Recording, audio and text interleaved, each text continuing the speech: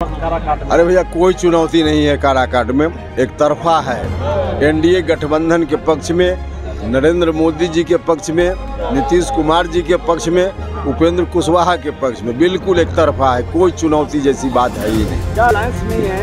एक निर्दलीय प्रत्याशी है पवन सिंह, बीजेपी के नेता हैं, उसके बावजूद बीजेपी ने अब तक एक्शन नहीं लिया। अच्छा, तो बीजेपी क्या करेगी उसकी चिंता आप क्यों कर रहे हैं? बीजेपी क्या करेगी उसकी चिंता बीजेपी करेगी। क्षेत्रों में अरे भैया मैसेज जा रहा है, 1 जून को वोट होना है ना। जी नमस्कार, मैं हूं विपुल कुमार और आप देख रहे हैं सूर्य विहार डिजिटल न्यूज। काराकाट लोकसभा का चुनाव जो है इन दिनों चर्चा में है और चर्चा इसलिए हो रहा है कि भोजपुरी के पावर स्टार कहे जाने वाले पवन सिंह काराकाट से निर्दलीय चुनाव लड़ रहे हैं। लेकिन अब पवन सिंह के नाम से ही उपेंद्र कुशवाहा भड़क रहे हैं। अलायंस में है, एक निर्दलीय प्रत्याशी है पवन सिंह, बीजेपी के नेता हैं, उसके बावजूद बीजेपी ने अब तक एक्शन नहीं लिया। अच्छा, तो बीजेपी क्या करेगी उसकी चिंता आप क्यों कर रहे हैं? बीजेपी क्या करेगी उसकी चिंता बीजेपी करेगी। क्षेत्रों में अरे भैया मैसेज जा रहा है, 1 जून को वोट होना है ना।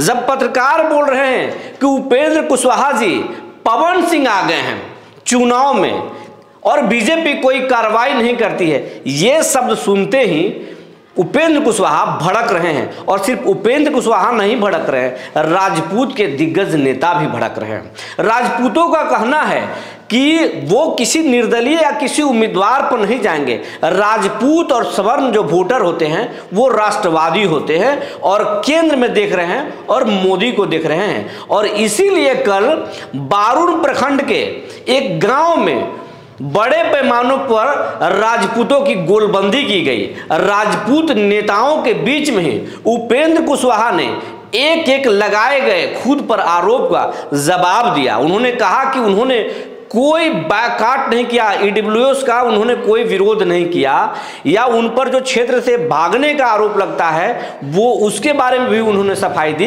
और एक एक बिंदु पर उन्होंने चर्चा की।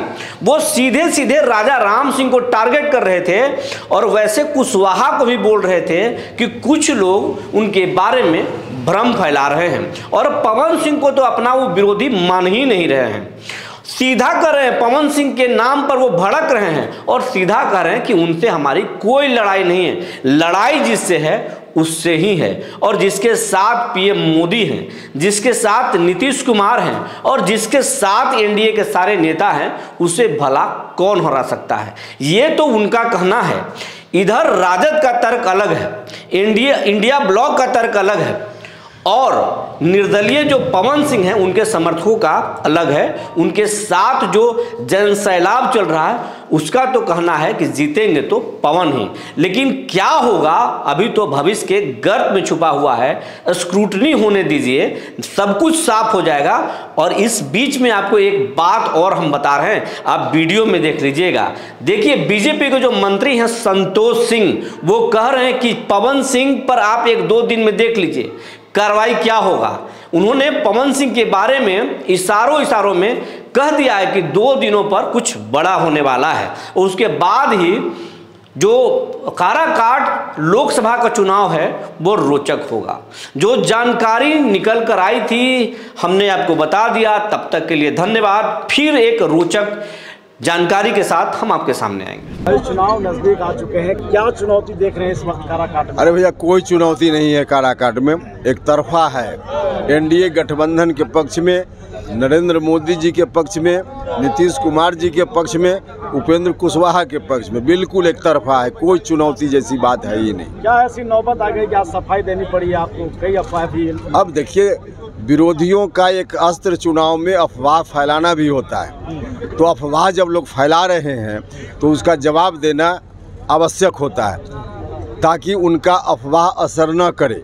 तो इसलिए हमको बोलना पड़ता है। हमने कहा गलत लोग फैला रहे हैं मेरे बारे में, कुप्रचार कर रहे हैं, तो इसलिए हम तो गरज कर उनसे कह रहे हैं कि आप मेरे सवालों का जवाब दीजिए, कृपा करके अफवाह मत फैलाइए। एनडीए अलायंस में है, एक निर्दलीय प्रत्याशी है पवन सिंह, बीजेपी के नेता हैं, उसके बावजूद बीजेपी ने अब तक एक्शन नहीं लिया। अच्छा, तो बीजेपी क्या करेगी उसकी चिंता आप क्यों कर रहे हैं?